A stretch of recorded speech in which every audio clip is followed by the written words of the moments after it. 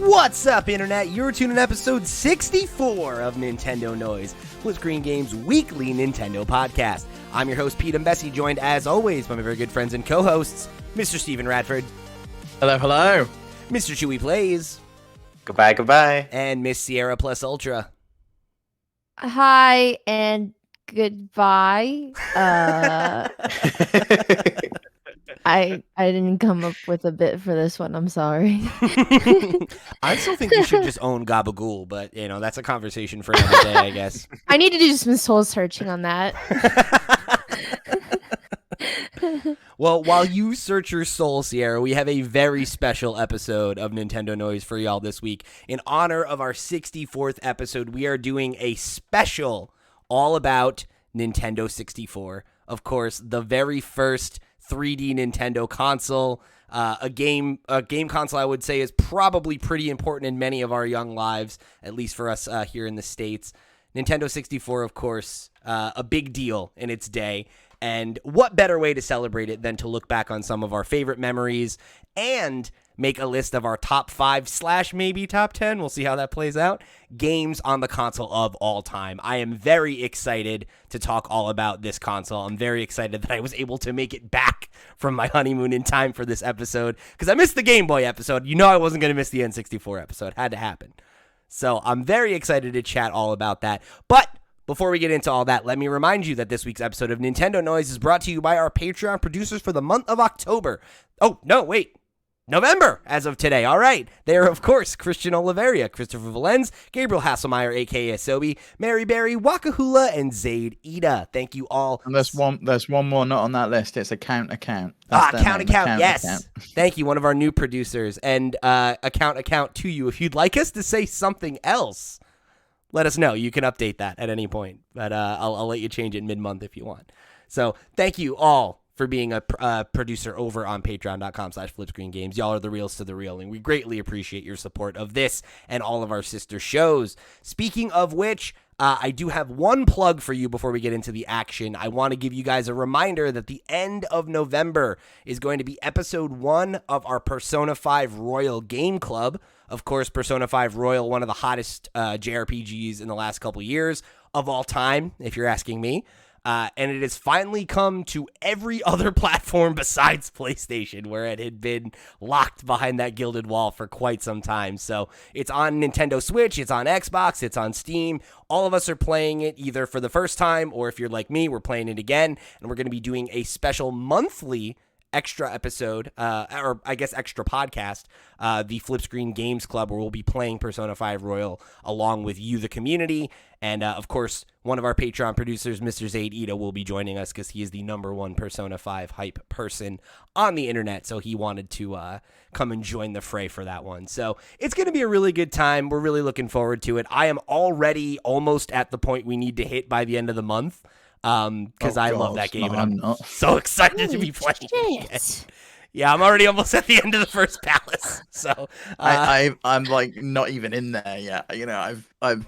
I've been there once. I've now got to go back. If you'll know where I am. Yeah, I know where you are. Yeah, Zaid and I were talking today. He's like, "Where do you think they all are so far?" And I was like, "I wouldn't be surprised if none of them have started it."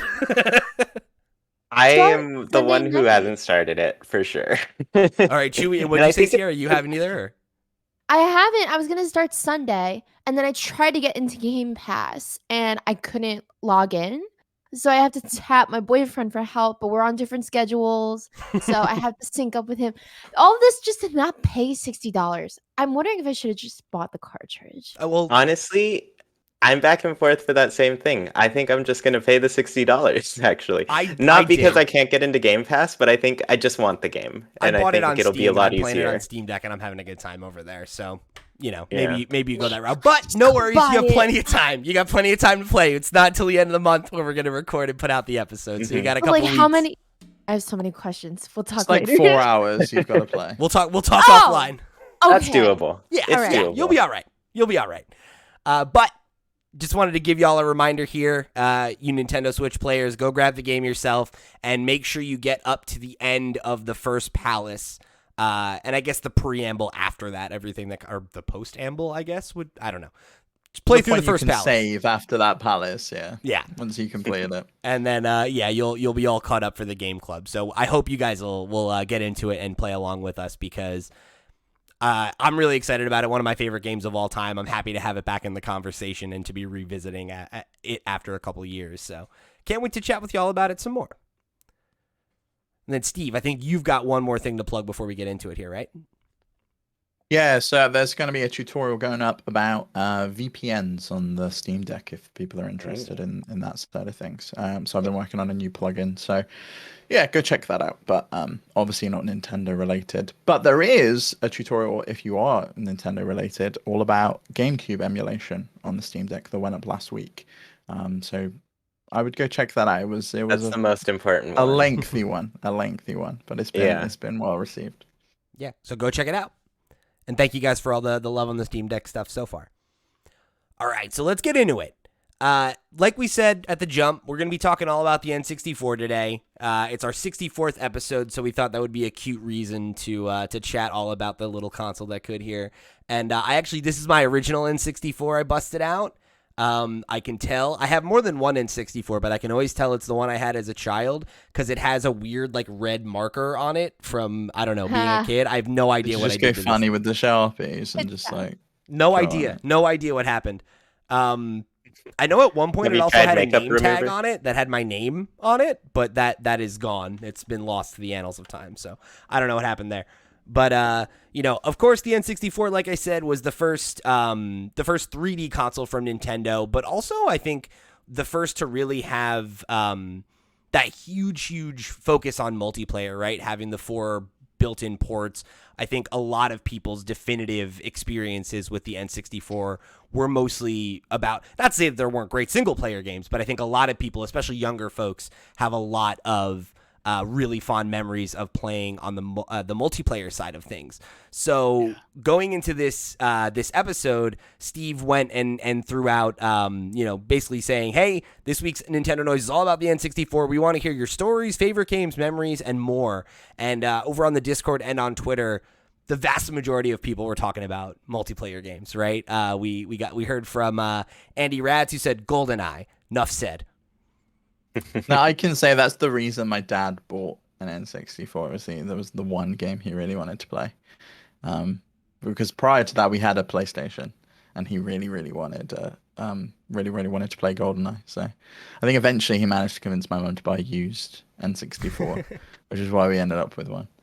And I know that that's more of a minority experience in the UK, because I know that like the PlayStation got their 2 years earlier, because the N64 had a late release in the UK, and as a result, that really led to PlayStation being pretty dominant in that space. So I bet you're probably fairly unique among your age group for having had access to an N64 in the first place. I am, yeah. Most people were just like, oh, I never bothered with that because why would you, right? You bought the PS1, and unless you were big into Nintendo ahead of time, which is unlikely anyway, because most people had a Sega console. We didn't really have the SNES or NES. Like in the NES era, it was computers like the ZX Spectrum or the Commodore 64 that people were using. They weren't using the NES. And then when the Super Nintendo came out, it was, oh, well, we're using the Master System and the Mega Drive. We don't care about the SNES. So no one cared about Nintendo until, like, I'm going to say, like, the Wii era was, like, the time it got big in the UK. Yeah. But that handheld consoles were very popular from the beginning. It's always so funny to me that, like... How'd the DS do over there? DS did really well. Okay, yeah, because I was going to say, Wii and DS were like... I think that's when a lot of people really got into Nintendo. Sure. Yeah, DS did really well, but it was right up against the PSP. I just don't think... I don't think many people bothered with the PSP, though. In the UK, I think it was more... Well, we had a Game Boy, and so it's just like, well, we trust Nintendo to make handheld consoles, so we're just going to buy the next one from them. Nice try, PlayStation. So Sierra, aka Tamberwolf, wrote in and said, growing up with 3 older brothers, we put in a lot of hours on multiplayer Nintendo consoles, and the N64 was no exception. I have a lot of fond memories that are definitely some of my first memories of video games, playing the first 3 Mario parties, Mario Kart, DK64's Arena Mode, which I did not even remember existed until Sierra made this comment. I was like, oh my god, yeah! And it was like with the guns and everything. I totally forgot that existed. It was Dr. DK Mario GoldenEye. and a handful of other weirdo obscure games like Micro Machines that I'm sure 5 other people have played. I loved Micro Machines so much. See, I didn't have it on the N64. I had it on the PS1. Micro Machines V3. Fucking loved it. Yeah. And I had it on the PC as well. I adored that game so much. I'm gonna download that game afterwards. I'm recording. I'm picking that up on Steam Deck. Yeah, I love Micro Machines so much. Yeah, I had a neighbor that also had Micro Machines. That was like my point of exposure there. So that is an obscure game that I also know pretty well. I've never played this. Chewy, it was amazing. Like, you played as like the toy cars, and it was like toys to life, and you would like drive around the house. So you'd like drive on the dinner table around like all the plates and like food that had been knocked off. And then I remember you like shot out the window and you would like turn into a boat, and then all of a sudden your Micro Machine was this fucking boat, and you're in the pond outside and you're like racing around the track. It was so cool. It was so dope. So cool. Great. I love everything about that. That's me. The next part of her comment I really related to as well. I remember being scared to death of the stall children in Hyrule Field at night and just about everything else in Ocarina. That was definitely an experience I had as a kid too. Like I remember before I had an N64, I had a friend who lived in my neighborhood, David, who had one, and he was one of the guys like I played N64 with all the time. And I remember he told me this, like, oh, if you like it turns from day to night in Ocarina of Time, and all these skeletons come out of the ground. And I was like, no way, like what? And I made him show me. And as soon as they came up, I was like, all right, that's good. Let's go back inside. This is terrifying. That game is low-key one of the scariest games. Like, once you get to that adult section, and I don't know. The whole town is like dead, and everyone's like zombies, and there's a whole subplot about a person getting turned into a spider monster. Like, yeah, there's some truly terrifying things in that game. There's some nightmares. If you think it's scary, then I can believe it's scary. If Pete thinks it's scary, I'm just like, you don't have to believe him. Maybe. I think it's actually scary. Look, all right, I'm not going to sit here and say that I'm not afraid of video games. I am. Well, you know, like, I'll watch a horror movie all day, but horror games are scary, man. I got too much agency, you know? And I can't wait for Choo Choo Charles. It's going to be great. God, no, I can definitely wait for Choo Choo Charles. As I get older, I realize I miss out on a lot of big moments and games on the N64 that I'll just never have that connection with. But when I think of the N64, I think of bonding with my siblings, escaping the real-life fears of growing up with divorced parents, and fostering my love for video games. The N64 was a titan of its time, but also just a really special system, and I'll cherish my time with it forever. Thanks, y'all. That's sweet. Love it. Yeah, I can definitely relate. To quite a bit of that. Yeah, and I think for me, that's a lot of the stuff that I come back to too. Is like similar to you, Steve. I had a PlayStation before I got an N64. So when I was like younger, and when it was mostly contemporary, more of my memories of the N64 were playing it at other people's houses, and because of that, most of my time was more spent with, you know, multiplayer stuff like Mario Party or GoldenEye or, you know, Micro Machines and some of those kinds of things. But even stuff like Mario Tennis and a lot of stuff like that was definitely like more of the experience that I had until I got one for myself. And that was when I finally was able to try things like Ocarina of Time out for myself. And I was a little older by that point, so I wasn't quite as afraid. Yeah, I think that's probably why Ocarina of Time never really resonated with me, because by the time I'd come around to playing it, I was just I wasn't really interested in it. I'd already played games similar to it on. I think we'd had a GameCube by the time we got an N64. I think my boy bought it afterwards. So I was like, I'm not bothered about playing that one. I want to play the new, fresh, hot one, or whatever's the latest thing on PlayStation. Whereas when I went to friends' houses, we would play the games like you said, like GoldenEye or Mario 64 Or like or Mario Bomberman Kart or 64 whatever. was a Yeah, big one Bomberman. too. Yeah, Mm-hmm. yeah. When I got with my ex, like he was big into the N64 when he was a kid because he had an N64 and his brother had a PlayStation, and so like he introduced me to a bunch of games as well, like that Star Wars Pod Racer he was obsessed with, Oh, Bomberman he used to Yes. play, classic. Snowboard Kids.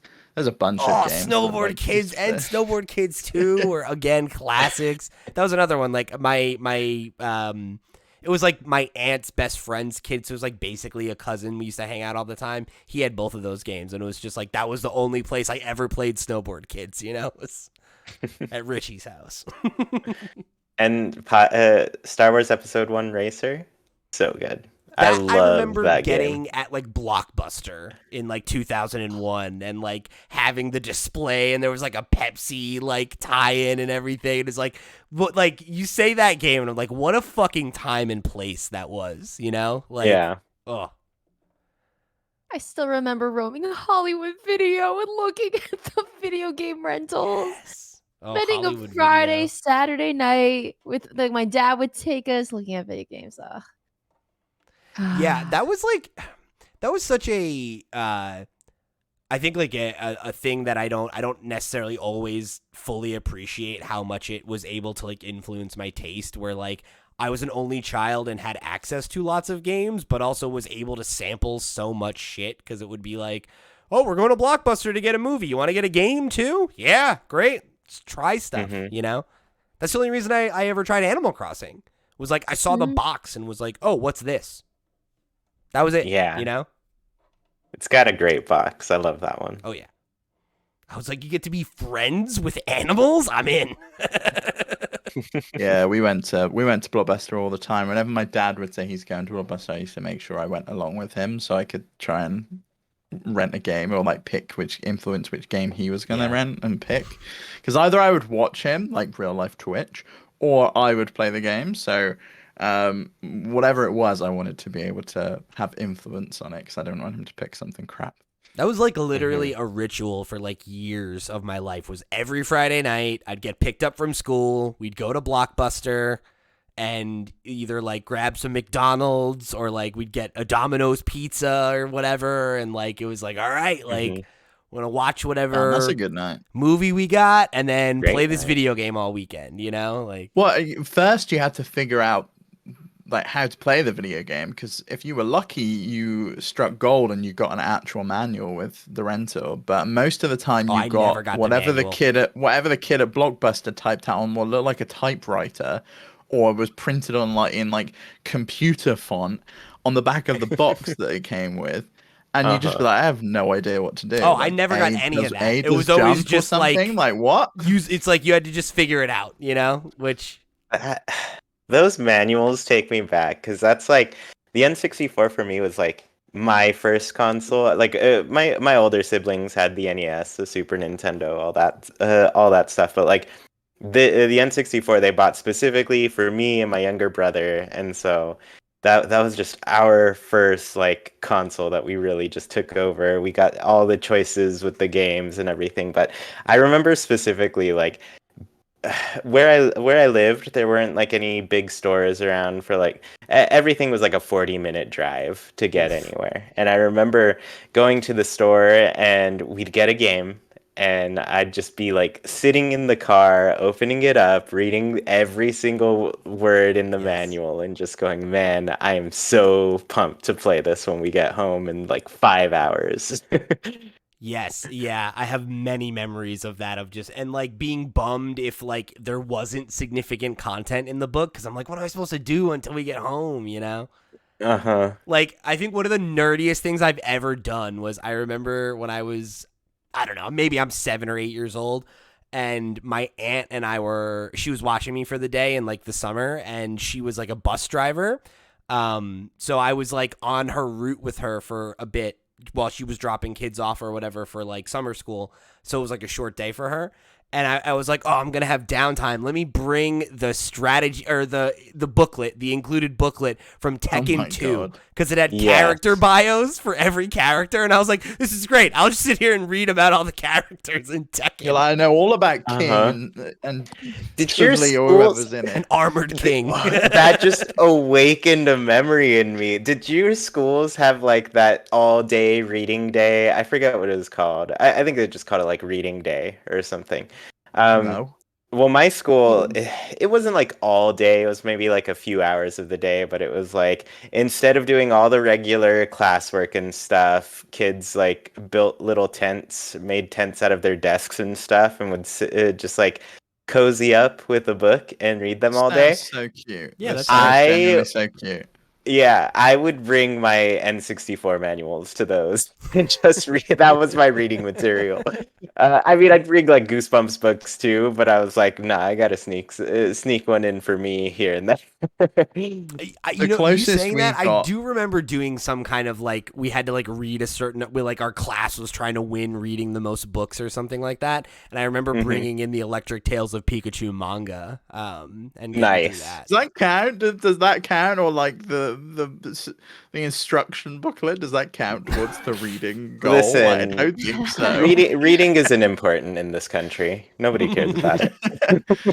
The closest we got to that was those like scummy scholastic book fairs that they used to bring around, and it was like a monopoly on these books that they used to sell you. God. Hey, they did a dope article on Animal Crossing New Horizons kind of recently, so I loved the Scholastic not Book bad. Fair. That was a I did moment. too, Pete.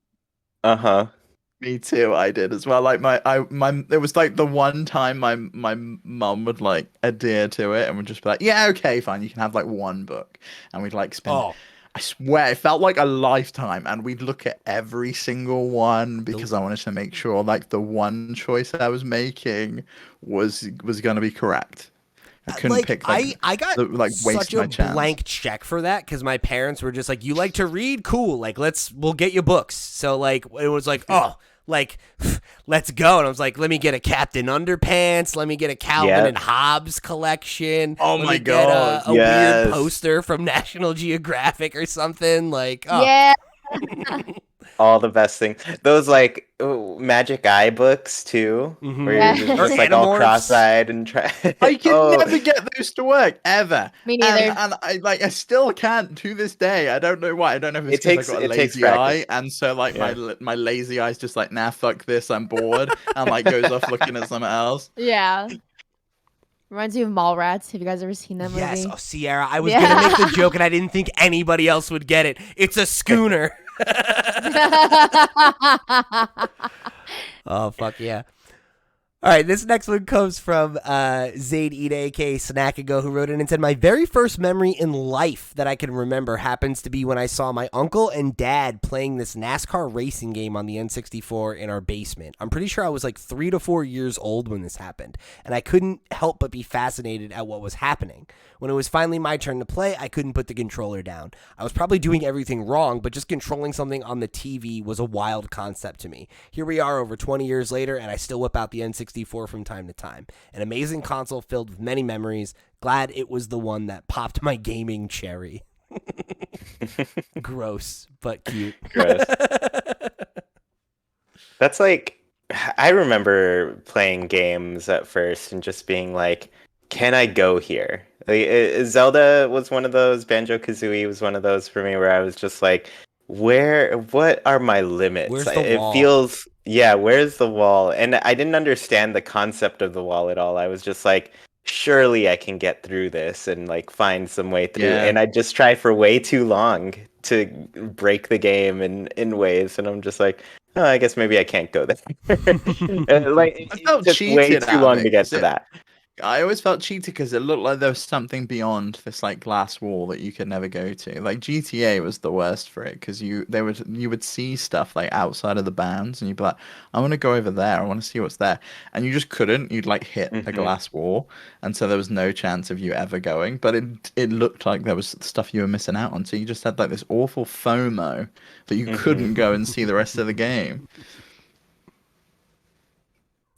Yeah, I used to, that was like a thing I would always do immediately, would be like, how do I like find the parameters, right? Of like like what are my limits here, and then trying to understand why, and having absolutely no answer, right? But like it would always just be like, oh, I wonder, like, because I remember there was always like schoolyard rumors about things like that too, of like, oh, I heard if you beat the game you can go to this thing that you can see, or you'll get this special level, and it was like almost always bullshit, but it added to the mystique. And I feel like it was like, I remember though, sorry, Cher, I remember once hearing about the skeleton key in Oblivion from what I thought was a schoolyard rumor, and I did not believe it for the longest time. It fucking exists. So those schoolyard rumors weren't always wrong. I love it. Yeah, I just felt like, with the N64 going 3D and stuff, like that stuff was like especially, I guess, captivating for me, where I was like, this is like an actual space where these characters exist and live and have their lives and that sort of thing. It just felt like, it felt like, it's a huge step going from 2D to 3D. Do you And that feel was like when you it was were like, a producer on the Truman Show or something then? Like you were there controlling these people's lives? I mean, probably to some extent. I know we're gonna get into ranking some games and stuff. This one didn't make it into my personal top 5, though it's very close. But Mario Golf, I straight up, I think I've told you all, I've written fan fiction about Mario Golf like when I was in 4th grade. I was just like, you know what? These characters have lives. I'm just gonna write their story out here. So Chewy. I need the link. I wish I had it. Honestly, Chewy. it's probably some clump of paper that got destroyed years ago. No. You got to go to your Years parents' and years house and ago. find this, because if you find it, I want a dramatic Look. reading of it on this podcast. Same. If I ever find it, I'll read it. I'll read it to everybody. But Good. I think it's lost to time now. I thought you were gonna be like, I'm gonna burn it. I just don't want it to be. No, there's a Yeah. lot of stuff in my parents' house. It took me 2 hours to find like my Mario Party 6 and 7 microphones Maybe when I the was there thing to last. do, Chewy, is you write new Mario Golf fan fiction and just You're right. give us all a roll, and we'll play. That's right. Good. All right, great. I'm glad we're in agreement. So, Mario Golf fanfic episode incoming. Can't wait. All right, this next one comes from Spring Hill Rick, who wrote in and said, I remember the countless hours of playing Pokemon Puzzle League with Sean. We played to a near delirium, laughing for no reason and dreaming of playing the game again. Most fondly, though, is the days where friends got together to play the wrestling games like No Mercy and Virtual Pro 2, as well as many tense moments in Mario Party. However, nothing was funnier in how competitive it got with Mario Tennis. The insanity in those games were on par with a Monopoly session. Yeah, and like a lot of those games were big ones for me and my best friend growing up, Jimmy, as well. One of the games that's on my honorable mention list is actually No Mercy as well. Had just a blast with that game, and I think to this day there are a lot of people that are like, there hasn't been a wrestling game as good as No Mercy since No Mercy. It still has a super active like modding community, and people like do new like current day wrestlers and mod them into the game and shit like that, because people are just like, this was the pinnacle. We peaked at that game, and it's been all downhill since then. All right, so we've got one more comment here before we get into our ranking. This one comes from, two more. This one comes from Rocky over on Twitter, who said, well, I never owned an N64 back in the day. I did get to play one when I was a kid in the waiting room of the children's hospital whenever I had to go to outpatient appointments. And there was always one of two games to play, being Mario 64 and Mario Kart 64. Man, if you only got two games, those are two good ones. Those are classics. Rocky, I don't know if you're like from the UK, because this was my experience as well. Whenever I went to the children's hospital when I was a kid, like always seemed to be sick when I was a kid, and it was either me or my brother, right? And because being kids, you got to look after them, so I used to get dragged along with him as well when we went to the hospital, because Mum had to pick us both up from school. And it was always Mario 64 there. That was the only time I've ever played that game. That game is great. That was one of my first ones. Yeah, same here. And we'll talk more about it, but yeah, that's another one I have like very weirdly distinct memories of, of just like very specific times and places while playing that game for the first time. Do y'all remember, was it Burger King or McDonald's that had like the N64 stations? McDonald's. Yep. Yeah. And then they had GameCube ones later on. That was dope. I love that. I remember the GameCube ones had Sonic Adventure 2 Battle, and that was like such a trip. It'd be like, oh, waiting for my nugs, let me play City Escape, All right, so this last comment comes from Andrew Valentine over on Twitter, who said, not my first console, but the one that made me a gamer. The console I have the strongest nostalgia for. My most profound memories are the usual, jumping into the first painting in Mario 64, stepping into Hyrule Field, etc. But other stuff that Andrew wanted to highlight included sleepovers with all-night GoldenEye / Star Fox / Mario Kart sessions, the colored and see-through controllers. Bring these back, Nintendo. All the weirdo exclusives that will never come to Nintendo Switch Online, like Blast Corps, Body Harvest, Hybrid Heaven, Snowboard Kids, and then the king of all weirdo exclusives, Space Station Silicon Valley. Weird. Love it. N64 Magazine, the Buck Bumble theme tune, and loads of other totally subjective memories specific to my early teen experience, probably not relevant or useful to your show. Gets an N64 tattoo. Yo, Andrew, if you get that tattoo, let's see it, all right? Make sure you send it in. That'd be a dope tattoo. Sometimes I think about like, Pete what has if I a got good one? Yeah. Yeah. I don't know. Maybe I will. It's a good logo. Just get that on your chest. Really how it is logo. right now. Now, here's the thing I did want to call out, though. I definitely remember Space Station Silicon Valley, and this is a game I have actually brought up on content before, and I didn't know the name of it at the time. And I remember talking about this with Steve. And it's this weird game where you play this little like robot on this space station, and you like kill and take over animals like bodies, and they might be robots. I don't quite remember. But it would be like different animals would have different like platforming abilities. So like you'd like turn into a wolf or like a fish, and you could swim, and like I'm showing it on YouTube for the kids right now. But yeah, this is a game that like my neighbor had, and I have like a super distinct memory of playing it and being like, what is this? Like what is this weird ass game? And it just stuck with me for whatever reason, and I like think about it a lot, and it seems to be a game that like no one else has played or remembers. This is not do real. not People remember must this. have played. People must have played it. It's made by the people that made Grand Theft Auto, so people must have played this. I'll tell you something. This is a Rockstar game? It's DMA design. Yeah, Okay. but yeah, it's Rockstar North. Yeah, DMA is Rockstar. That's wild. This is not a real game. I'm looking The at it, people and that it's made not real. the people that made Lemmings and this game and Body Harvest and that unicycle game also made Grand Theft Auto. Very weird. Oh my god, yeah, the sheep. Oh my god. Yeah, I gotta play this game again. I have I would love to stream this. I'm sure nobody else would want to watch it, but Andrew, if you'll come through and watch me play this, let me know. Because this, Do it. yeah, this Get it one on is your like Steam burned Deck. in my brain. Awesome. Yeah, see, this is the thing. You're like this little chippy bug, and then you just go in and insert yourself in this animal's corpse. It was super weird. It's a super weird game. But yeah, I remember that game vividly.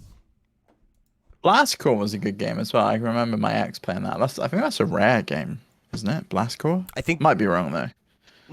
I think you might be right. I think it's on Rare Replay. Yeah, I think that you play sounds that right. on Xbox. That sounds right to me. So that I could see that one coming. If GoldenEye came to Switch Online, then I'm sure they could muster up a deal to get some of the other Rare games. Because isn't Banjo on there as well on Switch Online, or it's coming to Switch Online? So if that's on there, then there's no reason Blast Corps wouldn't. And they're going to be scraping the barrel at some point. Yeah, at some point. All right, so before we move on to our top list here, does anybody have any more N64 memories they want to share? I never tell you guys about how my mom beat Snap before all of us.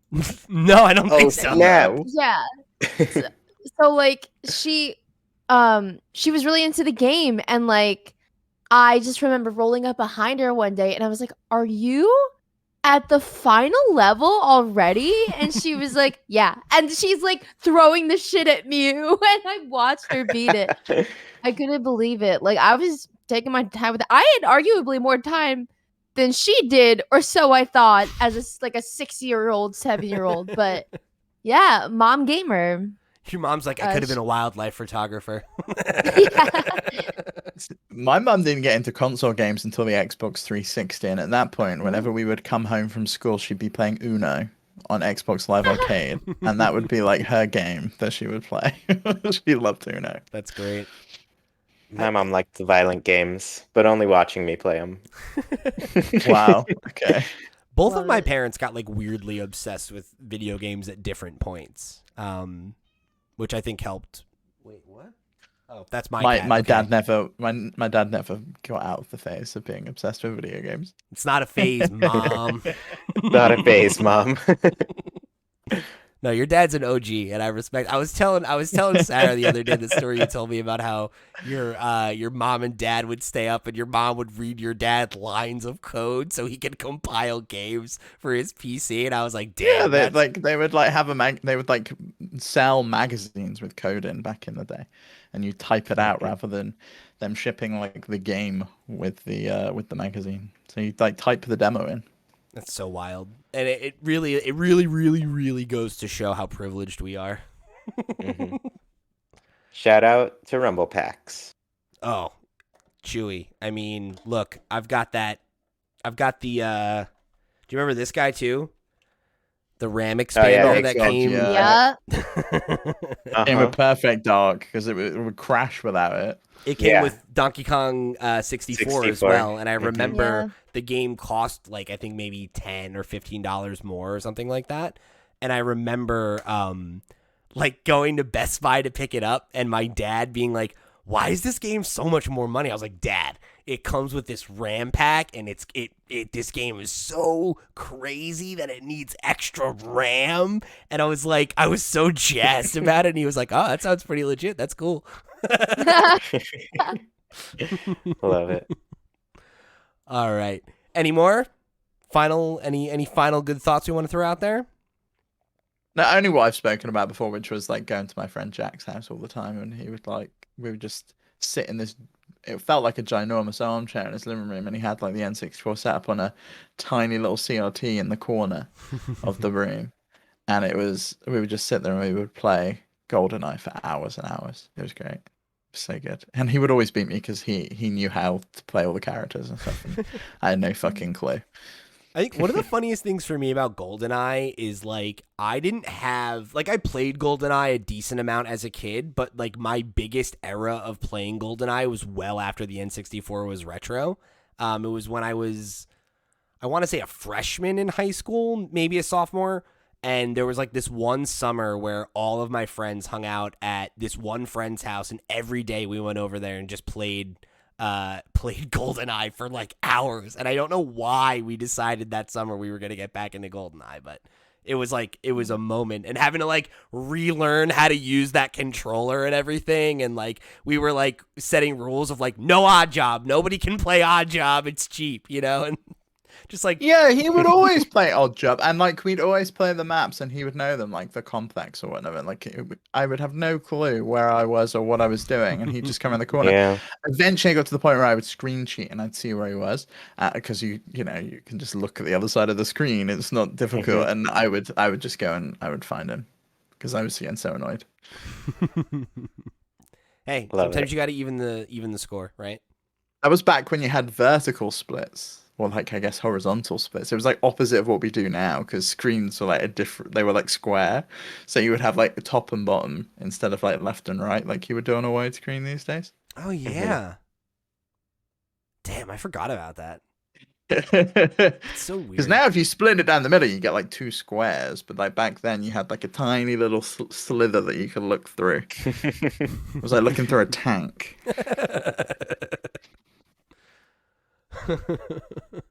All right, so let's jump into our list here. So what we're gonna do, if you've never joined us for one of our rankings before, what we'll do here is each of us has made a top 5 list, and we'll go through them, and we're gonna do things a little bit differently than we did. I think the Mario one was the last ranking we did like this.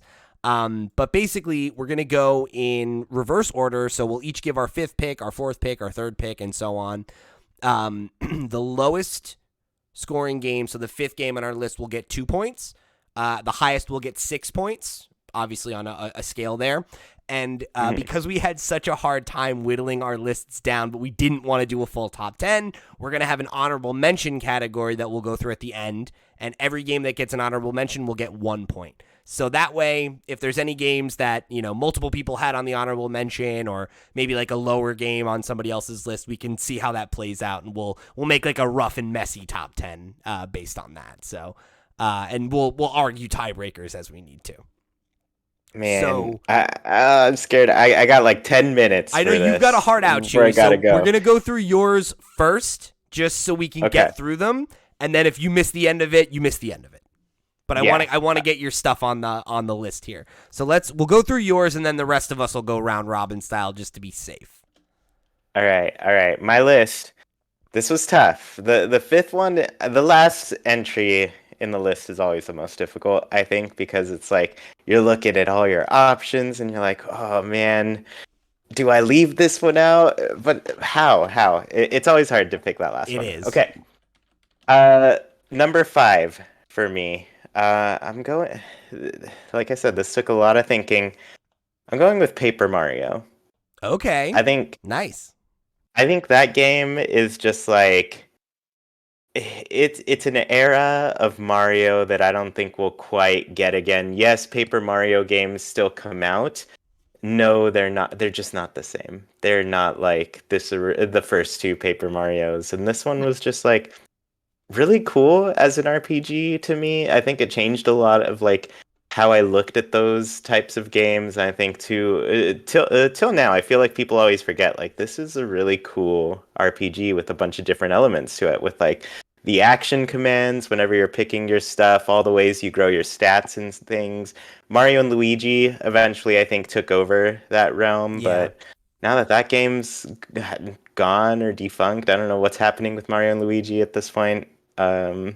It's just a nice memory, I think. Paper Mario.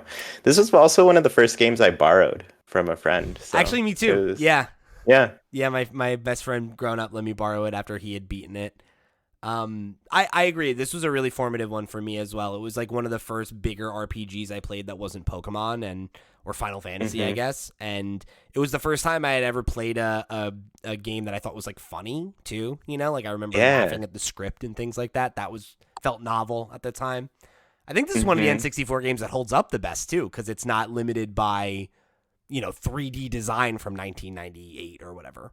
Yeah, I think the whole style works really well, and the game still looks like really nice when you turn it on. So, yeah, I think they nailed it with that one. Man, number 4, it should probably be higher, but I'm putting it here because you all are probably going to put it higher, except for Steve. Legend of Zelda: Ocarina of Time. You're like, it should be higher, but whatever. I'm not going to put the popular game high. Ocarina of Time, classic. This is the first game, like, this one probably introduced me to Let's Plays, but, like, back when you would just watch your older brother or something play a game. But we got the N64. One day my older brother shows up with Zelda, and he's like, hey, I got this game, but I'm going to play it. And I remember being like pretty frustrated with that at first, because I was like, man, I want to play, come on, let me go. And he's like, no, let me just get through this temple or whatever. And then I think I just enjoyed watching it too much to stay angry at that, so my first run through of this game is just watching my brother play. And then after that and I honestly appreciated it because there were so many like scary moments and stuff. I don't know if I would have made it through them as a kid had I not experienced them at first through my brother. But I was always like a big horror fan and that sort of thing. So those parts were like especially enthralling, and I was just like, yes, this is a fun game to watch. It's pretty cool. So yeah, Ocarina of Time, number 4. All right. Or what were you gonna say? No, I was gonna say all right. Number 3. Okay, number 3. I go between which Mario Party I should pick here, but I'm just gonna go ahead and pick Mario Party 3 because it's number 3. Damn, I really thought you were about to give the right answer, but okay. Mario Party 2 is fantastic. There's a lot of really great things about that game, especially like it's a costume party. I love costumes. I sent you all pictures of like the 4 different costumes I wore this year for Halloween. Really great. But I think 3 it's funny because like I was kind of a sore winner as a kid. Like I'd really rub it in your face if I won, and Just as a so kid. people didn't want to play with me after a while. And Mario Party 3 had like some decent single player stuff, and I felt like I could just like play that on my own and not have to like bother with people being mad at me for being rude because I love to just talk smack and be like, yeah, I don't know, call people losers or whatever. Um, but yeah, Mario Party 3. I think it has a lot of cool stuff in it. I'm really excited for that to get added to the N64. 1 and 2 already got added, and I'm already like, are we all playing? Are we playing on Thursday or Friday? Yo, I'm down. I won't be because last time I tried Switch Online multiplayer, it was a disaster, and We've I don't gotta want to see if they I don't want to fixed it. ruin Better the now. American experience. We've got to see if they fixed We it. gotta see if they fixed it, Steve. Come on. Come on.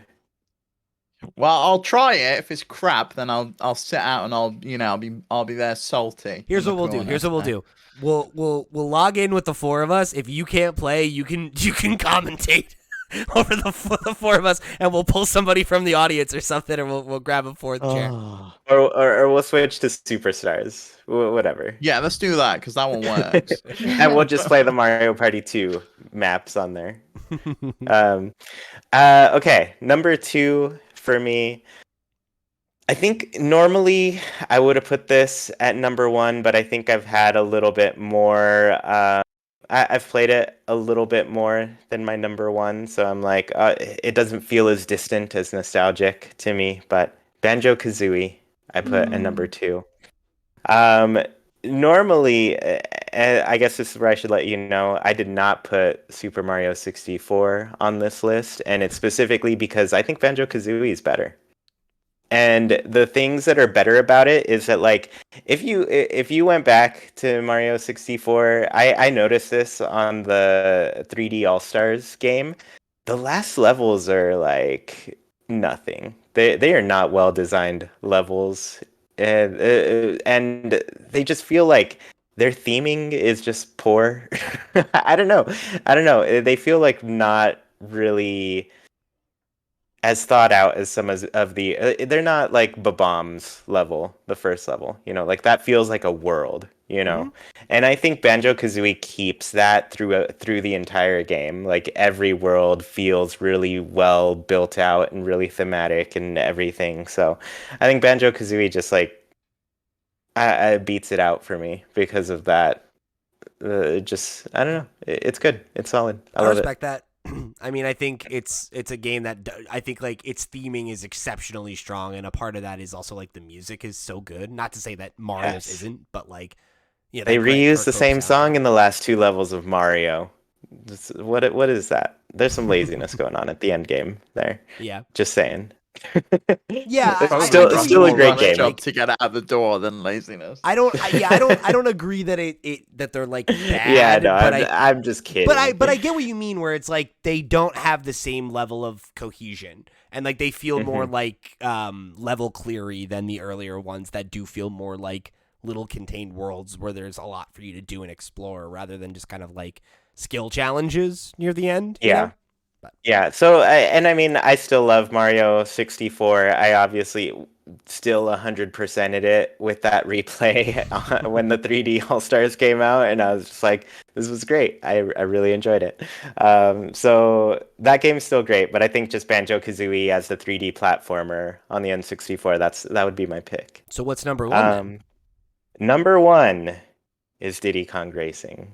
Oh, should have I love this game. I think to this day, there's just like not a racing game that quite captures what they did with that one, where it's just like you got your whole story mode, your single player adventure that just I don't know, they went above and beyond with that, having a hub world, having its own little area, all these cool races that you could do. It's really challenging. It's got tons of surprises throughout. So yeah, Diddy Kong Racing takes it, and it's got like I think it doesn't do that weird like camera shift thing that Mario Kart 64 kind of does. So Mario Kart 64 is a little bit trippy to go back to when you play I agree. it again. And I think Diddy Kong Racing, like I don't know, both of these games, rare games, I think they benefited by coming a little bit after those, pioneers and everything. Yeah, they could learn and from were those able games. yeah, they could learn from them, and I think they did a really good job learning from them and updating them and making them just as fun. And I don't know, they're still really charming too. And technically, Nintendo was able to keep the licensing for Diddy Kong Racing because it is a Nintendo character that they use there. So I'm hoping that one will pop up in this N64 app someday. I feel like but it will. Like, yeah, they I'm own surprised it and- wasn't listed in these next round yet. Yeah, I'm like, I think it'll where come is it? eventually, though, right? Because like Yeah. the rights issue that you have there is Rare and Banjo Kazooie, and Banjo's already coming to the platform, right? So like, why not? It's true, yeah. Anyway, so you've got 1 minute before you need to jump. Hit me with your honorable mentions and then get out of here. Such a long list. Mario Golf, obviously on it. Mario Tennis, Mario Kart 64, Pokemon Stadium. Hold on. Hold on. I'll copy and paste them for you. So Okay, you can, okay, do Yeah, it. I'll just send them to you. Pokemon Stadium 1 and 2, Super Mario 64, obviously. I already talked about that. This one was hard to... This was probably going to be number 5, if not for Paper Mario. Super Smash Bros. Sure. And then Majora's Mask, Banjo-Tooie, the Tony Hawk games, Lego Racer, Star Wars Episode 1 Racer, and funny enough, Namco Museum. There were just a lot of really fun little games on that one. Yeah, they were great. Mhm. I played so much Paperboy and Gauntlet. They were great. Yeah. So I'll send you that list. All right. Yeah, send me it right now, though, because I need those things. Yeah. Okay. All right, good. All right. All right, Bye, bud. everybody. Good work today. We'll see you later. Bye, Chewie. Bye, buddy. All right. So now that that's done, we'll go into the rest of these round robin style. It'll be a little less chaotic.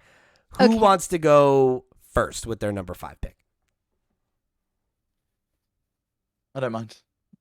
Great. Sam. I asked the two of you, and you're both like, "Oh no, whoever." I'm dead. Yeah, I'll go Chewie's the first to be like, "Yeah, me. I'll go. I'll me." I have a wild card. Bear in mind, I was 7, 8 years old when the N64 was a thing when we bought it. My number 5 is Mickey Speedway USA. Yo. All right, let's go. I'm here for the fucking deep cuts. Mickey Speedway USA. I remember this game. I loved the traveling aspect. We were more of a Disney house than a Mario house. Did not play any Mario games growing up besides Kart and Party, which even then was not pushed onto me by my parents. It was like my friends being like, "Oh, let's play this." Sure. Years later. I loved like the track design, and then obviously I was real big on the mouse guy. The So- mouse guy. I'm not thinking like at this age, I'm not thinking about like how does this cart drive. I'm like, can I careen Donald Duck off the side of the highway? Yes. So yeah, so that's my number 5. All right. Steve, what about you? My number 5 is Pokemon Snap. Okay. Which is probably one of the only Pokemon games to this day that I enjoy. I think it's delightful. I really, really like it. It's fun. It's relaxing. It's chill. It's cool to see all the Pokemon in 3D for like the first time. I guess did this come out before? I don't remember.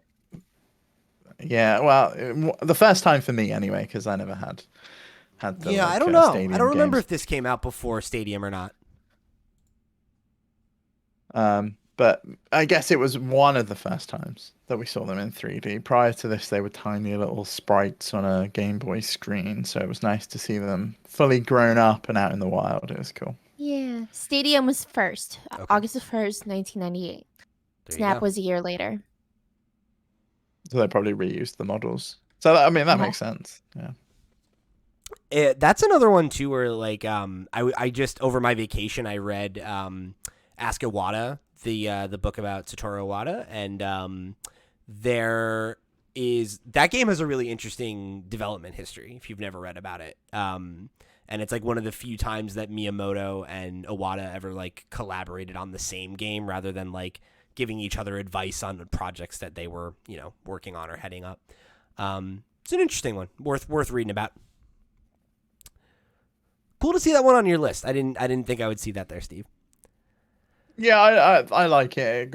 It got put on there. It shifted some of the others off. I wanted a bit of variety on my list. I really struggled to come up with the back half of this list. I think my numbers like 5 through 10 are all games that are like neck and neck and neck.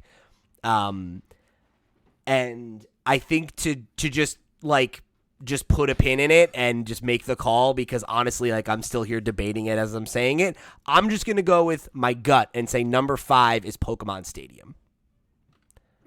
So Pokemon Stadium, of course, as we just figured out, the first meaningful appearance of Pokemon in 3D, which was something that I remember thinking was very, very cool as a kid.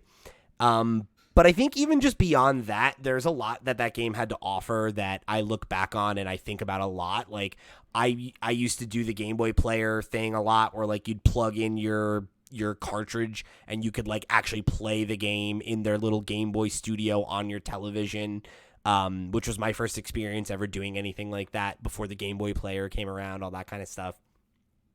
So that was something that I remember getting a lot of mileage out of. But I think the thing that a lot of people forget is like how robust the story mode was in that game, and how those were actually like the most difficult AI battles you could get in Pokemon at the time. It was like way harder than the Elite Four. And like it was a real challenge to get through those gym competitions. And like when you beat them, you would get like these special Pokemon that would get put onto your game and everything. You could get like additional starters. You could get, like really rare Pokemon that way. And like those were things that I really loved. And then not to mention that there was like, again, with the whole N64 multiplayer thing, the fun of mini games. Like there were so many bomb mini games in both Pokemon Stadium 1 and 2. The reason I went with 1 was because I feel more attached to that set of mini games than the ones in number 2. But it's like neck and neck. If you asked me on another day, I might have said 2. And then again, like having like the Pokemon that had like optimized move sets and like stats and everything, so you could have basically like a Pokemon Showdown experience, 15 years before Pokemon Showdown was a thing. Those were all things that like just really, really struck a chord with me and made it a game that was like very heavy in my rotation as a single player and as a multiplayer experience. So like those were like, if you think about the games I spent the most time with on N64, Pokemon Stadium 1 and 2 are very heavily in that conversation. All right. So Sierra, number 4. Number 4 is Pokemon Puzzle League. It Hell was yes.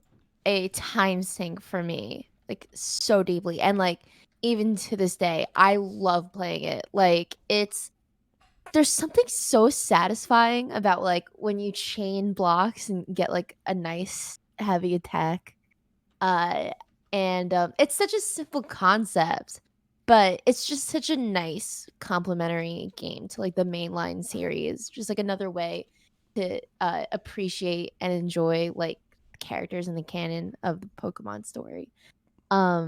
Yeah, I didn't get too far as a kid with it. It was hard. Now that I'm old, now that I'm older, like I can get a little further. Like I can beat a few more like gym leaders and stuff. But that was like one of my favorites as a kid. Basically, the N64 was my Pokemon machine. It was our Pokemon machine. So just to foreshadow what the rest of my list looks like. There's not that many Pokemon games left, so I'm interested to see. Yeah, this is one I played a lot too, and like I think one of my most vivid memories of it was this was one that my next door neighbor owned, and his mom got so into it that she took the family's N64 and like put it in the parents' room so she could play this at night. So we would have to go sit in their room if we wanted to play it, which was so funny. Oh my god, I love that. Yeah, it's another one of those gamer mom stories. All right, Steve, you're number 4.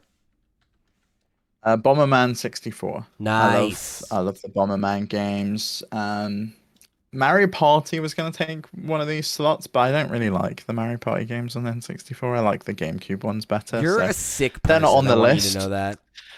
But they were on the honorable mentions, so they get a point apiece. So Bomberman 64, yeah, I loved this game. It was so fun to play with multiplayer and just run around the board and like dropping the bombs and stuff. It's a good time. I feel like we haven't had a decent Bomberman game in a while. No. Bomberman R was a bit of a disappointment. So. Yeah, and I think for me, like every Bomberman game has been kind of chasing this one. You know, that when I think of Bomberman, like this is kind of the gold standard in my mind, and I similarly to you, this is on my honorable mentions because this was one I played. Again, I said my buddy David, he was my N64 guy, or one of my N64 guys, and we played Bomberman 64 at his house all the time because it was his favorite game, and it was a good time. All right, so number 4 for me is a game that honestly, it being at number 4 feels low, but you know, there's a lot of good games on the N64, and it is Star Fox 64, aka Lilat Wars for Steve. Lilat Wars. Star Fox 64 is a phenomenal game with a ton of replayability. There are so many different configurations of how you can make it through the map, and like that was the first game I ever remember playing where that was the point of it. The point of it was to beat it and play it again and find new secrets and, you know, try to discover how you could get through that left-hand side rather than just going straight up the right. And, you know, like there's so many things about that game that I think are so memorable and so iconic. And I think there's a reason that Star Fox as a franchise has never been able to reach the heights of 64 again, because when you look at what the original Star Fox did, 64 is basically a better idealized version of the original vision of Star Fox. And since then, the franchise has kind of been chasing its tail, trying to figure out how do you make a game that feels as good as this game on the N64, but feels modern. And they've never quite cracked that. And you look at the re-release on 3DS, and that's one of the best games on the 3DS, in my opinion, because this game is so solid. And whether it's, you know, the strength of the characters and the fact that, like, there's not a huge amount of, you know, story and lore and everything because it's a Nintendo game, right? But, like, it's deeper than most other Nintendo franchises, right? Like, there are this cast of characters that have a long history together. It's a generational story. There's a really good fleshed out group of villains that have a connection to the main character's backstory and everything. Like, there's a lot of depth in Star Fox for what is ultimately like a Star Wars, you know, or like Star Trek, like goof, you know, like it's a parody of those things mostly.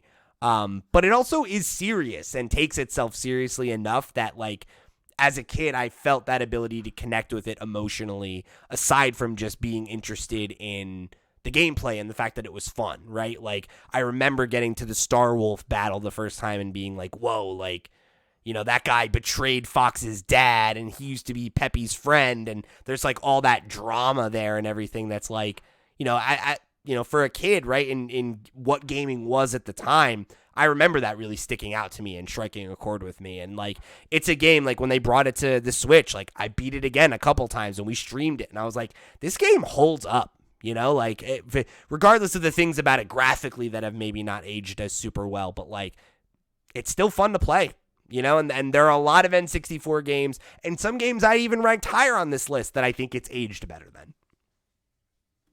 Yeah, some N64 games and any game from that era just aged like sour milk. It's and I think Star Fox is so bad. It's aged like a good cheese.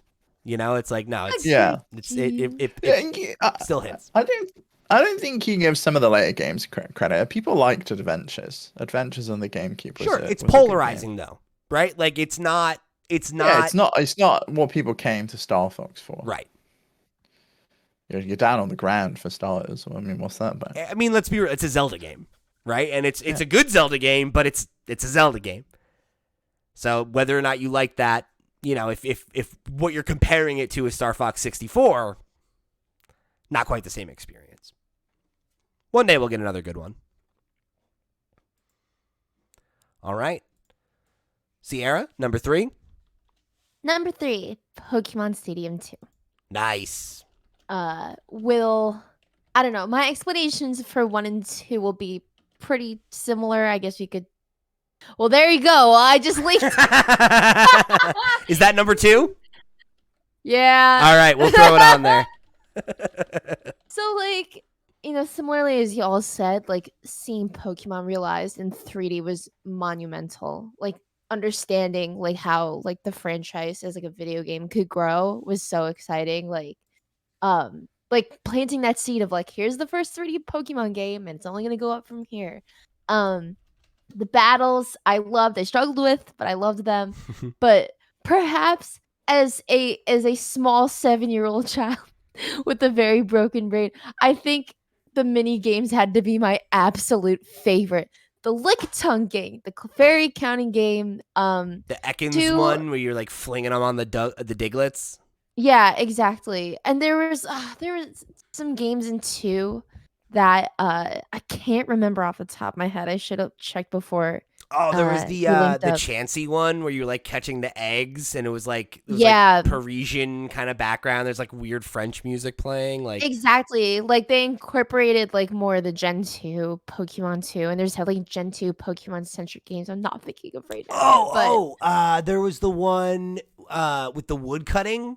That was a really good one Yes. too. And it Yeah. was like you were either a scyther or a pincer, but then like if you had your silver like plugged in and you had a scissor, you could have a scissor like as a special one. Like Yeah. there was shit like that was really cool.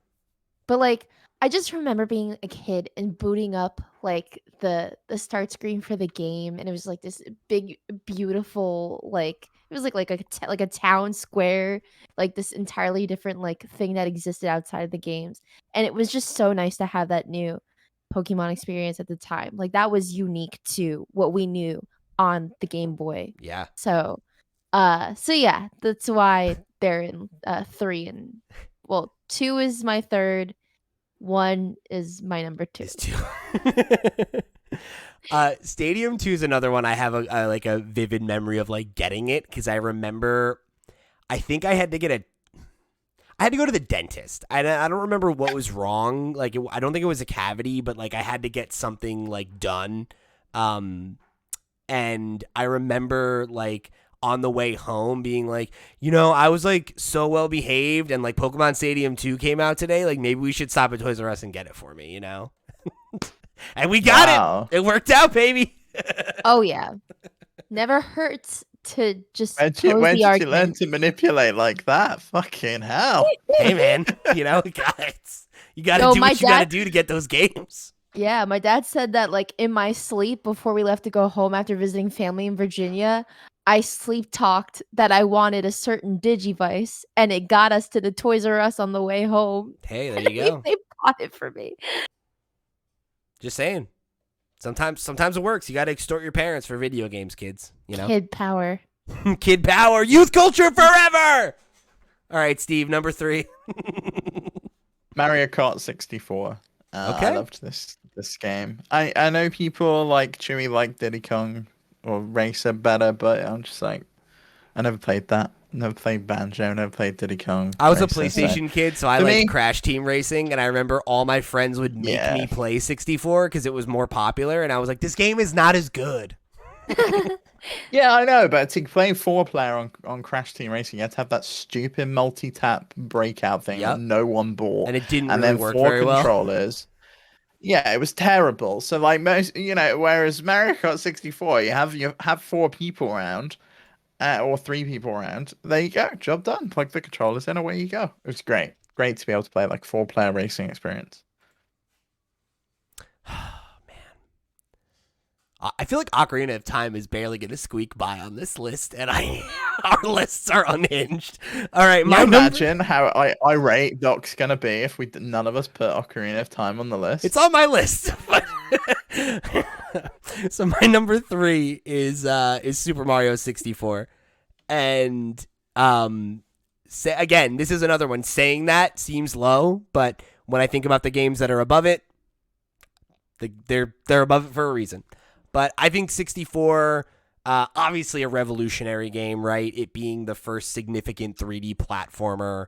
You know, it's a game that has inspired countless other games since, and it was definitely genre defining in many, many ways. And I think, you know, when we revisited it, when it had the re-release during the 3D All-Stars collection on Switch, there's certainly things about it that have aged poorly. I think specifically the camera is the easiest call out, but you know, Chewie's comments about how the later game doesn't have the same necessarily level of cohesion as some of the earlier stuff is fair to say too. But I also think that like there's Mario Sunshine is the game that comes to mind for me of like, but that's the actual perpetrator of that in a way worse way. So I'm like, I give 64 a pass on it, whether or not that's fair. I think that the game still holds up really well, and I'm always surprised by how well it actually holds up when I do go back to it because, you know, again, right, like there's a lot of games that are revolutionary and set a standard and are games that so many games get influenced by that the things that make it special feel blasé, right, where it's kind of like, yeah, like this was important for its time, but it doesn't hit the way that it used to.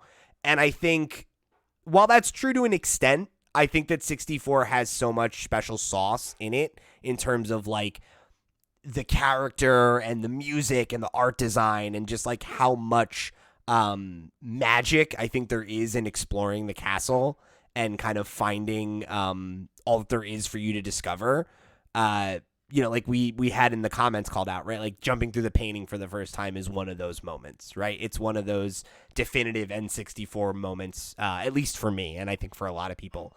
And it's another one where like I remember getting the N64 finally after like looking over the, you know, the fence for so long and wanting one.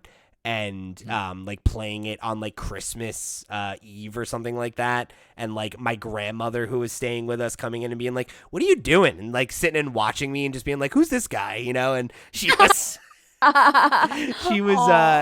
she was on my dad's side, the Italian American side, so she was very stoked that the flagship character was an Italian American guy. Who's this Goombats? I was like, yo, he's out there, you know, doing some good blue collar work. He's a plumber. He's eating gabagool. He was the kind of guy my grandma would get along with. So, Mario 64 it's legendary for a reason, and you know, I don't think I need to wax poetic about it much more than I already have. It's truly the good stuff. So it's number 3. Sierra, you mind if I go next? Because my number 2 is Mario 64. Yeah, So, go ahead. Rather than like rehashing it again, I'll echo what Pete said. I think it's a special game. It was set a lot of put a lot of flags down in the ground. You know, it was the first game that was built around an analog stick, and now we just take that for granted. And it's special to me because you know, it was a distraction whenever I needed to go to hospital. I could play Mario 64 in the waiting room or whatever and run around, and that jumping through the painting. Even before that, right, when his face like shows up on the screen and you can like play with his face and like pull things around, like all of that stuff is just so magical. Are we going to talk about how good that piece of music is too? Like for the face, like that is like one of the best tracks in that game, and it's literally just for like an opening thing. Like it's it's so good. So good. So good. Oh, we got a Terror Cloud Everyone, appearance. if you're listening, by the way, you need to come watch the YouTube video immediately because Sierra's dogs walked in the room. I'm sorry, he keeps walking in the room. No, let him come. People love it, you know. We had my cat in the background earlier. You got to watch the show on YouTube. Yeah. You get some animal appearances. Yeah. All right, so I'll do my number 2 since we already got Sierra's, and then we'll go through our number 1s. No, we don't. Do we have Sierra's? Yeah, it was Stadium. Yeah, I stacked the explanation. All right. So my number 2 is The Legend of Zelda: Ocarina of Time. I think, again, right? It's like unsurprising to be on a list like this. Unsurprising to be near the top. I am a big Zelda fan, and Ocarina of Time is one of the earliest ones that I played, after Link's Awakening, which is a well-worn story. And it left such an impression on me, again, like similar to what I called out about Star Fox in terms of like just a deeper level of storytelling. I remember that being one of the first games I ever played that felt like an epic, and felt like it was this huge, grandiose story. And the fact that like I had watched it be played and had started it and restarted it a couple times at other people's houses before finally getting to play it a couple years later. And I knew about all of the like the time travel and getting older and all the temples, and like that all felt so like legendary, for lack of a better word, even when it was a game that was only a couple years old, right? It was a game that was like talked about as this is the best game ever made, and this is what video games are now. And it just is a game that definitely imprinted on me in a big way, and again, right, the music, the style, the fact that it's kind of weird and it's kind of sad, and it just has there's so much depth to it, for a game that is so old, and I think there's a reason that it's loomed the way that it has, and why people were so excited to go back to it on the 3DS, and why it's a game that people still want to be remade again today, because there's something about it, and there's a reason I think that every Zelda game that came after it, until Breath of the Wild, was basically just, again, trying to chase that same magic, and to varying degrees of success, right? But the whole, the specific approach to dungeons that was established in Ocarina of Time, or maybe not established, I should say more perfected, right? Because we had that a little bit prior, in other entries, but having that kind of flow is something that, like, I think so many Zelda games after it were chasing, right? And it's funny because I think a lot of people probably would have expected me to go with Majora's Mask, because I obviously have a Majora's Mask tattoo. But Ocarina I only played Majora's Mask as like a teenager, and then like in college, like that's a game that I came back to as an adult. Ocarina was one that like I played a lot as a kid, and it just has that status for me. And it's always been one of the games that I remember being so formative, and me being like, video games are my thing, I love that, dude. Thank you for sharing that. Of course. All right. Sierra, number 1. All right. Number 1. I had to kick Brawley out because he started trying to eat garbage. Oh, I thought he was trying to eat your plants. Oh, that would have been really bad because that one's really bad for him. But no, he was like sniffing around, crept over to the garbage. He was like, "Ooh, there's things I can take out of here." And so I kicked Legendary him out. Super Saiyan Brawley the Garbage Eater. Exactly. My number 1 is Snap. It was a game that I shared not just with my sibling, but with my mom. And it was just like,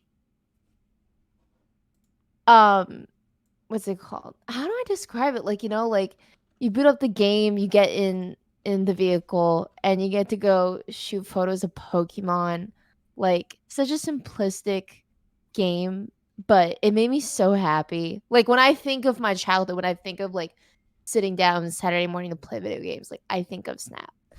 And yeah, I was like, it meant so much to me when they remade it, because it was like, hey, we are finally acknowledging that this was a really important game in the Pokemon franchise, and we're bringing it back And we to were like life. asking for it for like 20 years. And it was like, why has no one done this? It feels like such a no-brainer, I know. With the Wii U, the stupid gamepad. It was like, this is the one thing that I can see them actually making it worthwhile, right? And it's like, yeah. finally. I know. So, just the fact that like, it wasn't like this linear RPG. Like you had to figure out how to like get more points, figure out how to make certain Pokemon come out of certain like nooks and crannies. I would get really impatient. I would go online and read the fucking the secrets, and I would just like try to figure it out that way. Which is why I was so baffled that my mom beat me to completing the game. Just raw photography talent. Because I was cheating. So I was cheating. So Was she like staying up late or something playing this while you're in bed? that's what I think, because she didn't go back to work until like she didn't start working more than 1 day a week until 2006 or 7. She was a stay-at-home mom. So you guys for, are like, at school and she's in there like cranking out Pokemon Snap hours. Oh Yeah. that's the way. You know what? Maybe that's it. She lived the dream. She was a stay-at-home mom for like over a decade, something like that. So that's you know what? That's probably why. But just like the music, the little like the quips from Professor Oak, like it had so many good Welcome quirks. back. Yeah, that was so dead on. Yeah, what a fantastic game. I can't think of any well, now there's like indies like it, but like when you think of like a really big first party game that like kind of does the same thing, I don't know if it really exists. No, and I think like it was just such a special time too, because it was at like the absolute fever pitch of Pokemon being like a worldwide phenomenon, and like Yeah. It felt like the first video game that ever tapped into how much personality the world had, like in the anime and in like the manga and like things that weren't the game, where like so much of the game would be like, hey, like we're gonna give you a little bit and then you're gonna use your imagination to fill in the gaps because it's a Game Boy game, right? And Right. I felt like being able to interact with Pokemon in a way that was like seeing them in their natural habitat and like seeing different species interact and like getting to go to these different biomes, like that was something that at the time was so novel, and it was such a like different way to experience and interact with Pokemon. And I feel like, yeah, it just was like you said, it was just different than anything else. And then there was also the whole like Blockbuster tie-in of like bringing your game and sticking it in the kiosk and printing out, the photos, and you got the stickers, and there was like a little album you could get, and like that was such a moment in time, and like I'll never forget that. Yeah. Definitely like a pick. These are all like nostalgia picks, to be completely honest. Like if I went back and played Mickey Speedway USA, it would be the most dog shit game ever. Yeah, but you would think it was amazing and you would have such a great time because you'd be remembering it all. Like I go back and play That's games true. like that all the time. Yeah. I still think Toy Story 2 on the PS1 is one of the greatest games of all time, Classic. and everyone should play it. Genuine classic. It's on PlayStation 5. You can get it now. I know, yeah. Shouldn't play that way because it looks like trash in the way they handle the emulation, but I'm glad it's there. It's the definitive way to play it, Steve. I don't know what to tell you. All right. Definitive way is get your PlayStation 1 out. That's with those stupid colored cables, and get you a like plug CRT. them in. Yeah, get a CRT, or remember the RF tuner things that you used to have to do, and you'd be there forever like tuning the TV in so you get your N64 in the TV. Yep. Put it on channel 2, kids. Or put it on your Steam Deck. That's the other way you could do it, Steve. That'll work fine. All right, Steve, number 1. GoldenEye, which is no surprise really, because I've spoken about it a lot and it's not made it to my list. But GoldenEye is my favorite game on the N64. I played so much of it, both the single player campaign when we finally got an N64. I've played it emulated. I played the Wii remake, which you shouldn't play because it's bad. I remember playing this with my friend Jack at his house, like I said, all the time. It's such a good game. The music, I love James Bond in general, and being able to like choose between all the characters that you saw in the Bond movies was great. All the locations from the movie.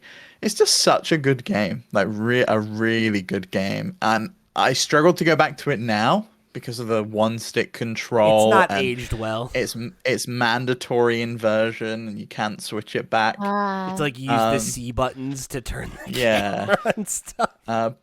But if you look hard enough, you can find a leaked version of the one that they were going to put on Xbox Live Arcade back in the Xbox 360 era. And that one plays really, really well because it's twin sticks and plays just like a normal first-person shooter. Well, don't we have if the you can remakes find coming that out, version somewhere, huh? Isn't there? There's the remake coming out, isn't there?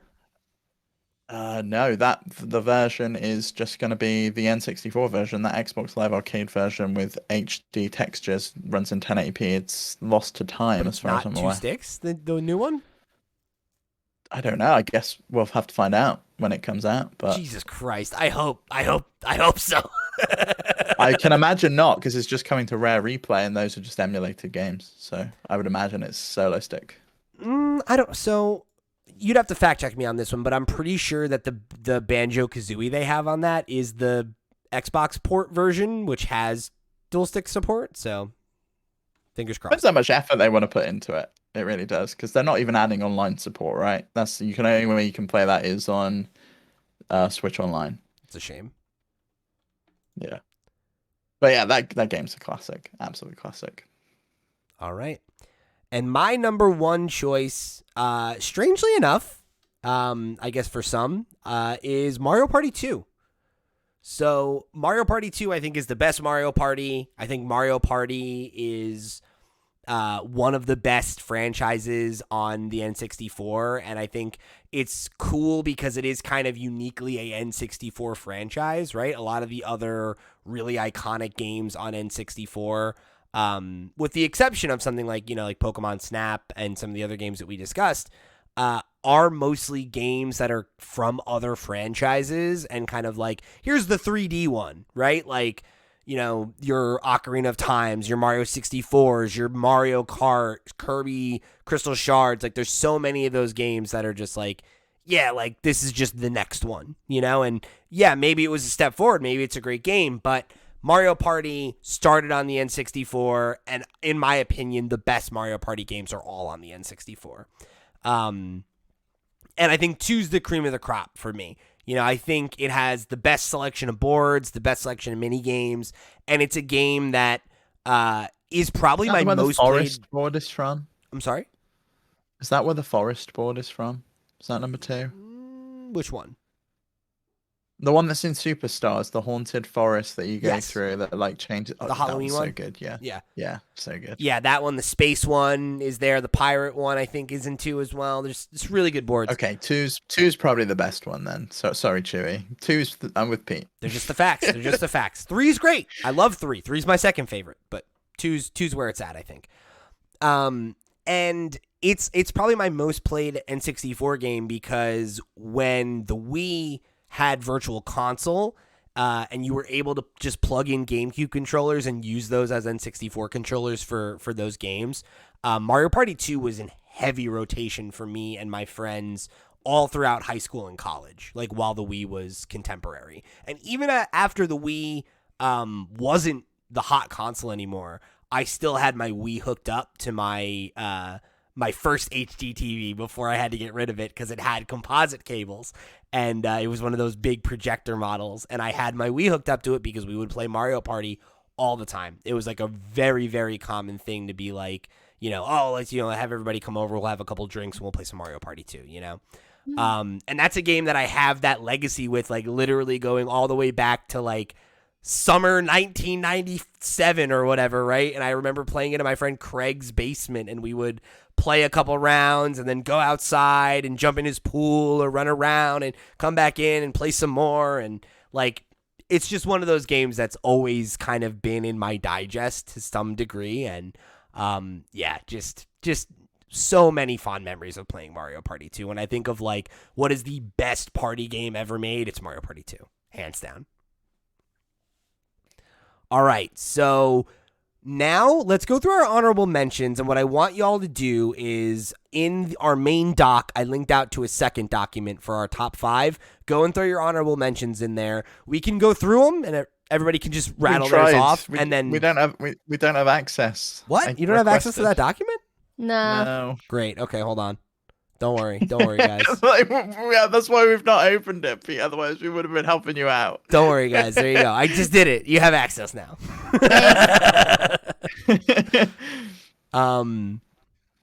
So yeah, throw your honorable mentions on that list for me, and we'll go through them real quick, and everybody can shout them out, and then we'll we'll tally these up and see what our top 5 looks like. So I'll go through mine. I'll go through mine real quick while you guys grab yours and throw them in the list. I put mine on Sierra's. I'm an idiot. My honorable mentions include Kirby 64, The Crystal Shards. This was my favorite Kirby game as a kid until I got my hands on Nightmare in Dreamland. It was the first one that let you like combine powers, and I loved it. Had great music, great style, really, really cool, fun, memorable game. Paper Mario, we talked about that one earlier. Very formative game for me. Pokemon Snap. This was one of the ones that was in like a dead heat for my 5th spot. I was like this close, and I think if I had picked it, it would have been guaranteed the number 1 on our list, and I think it still might hit it. So that's pretty dope. So big shout outs to Pokemon Snap. Donkey Kong 64, another 3D platformer I really loved. Great rare joint. We talked about like that formative experience with my dad and getting my RAM expansion, and it's another one I always look back on really fondly. Super Smash Brothers, this was another one that was really close for me for number 5.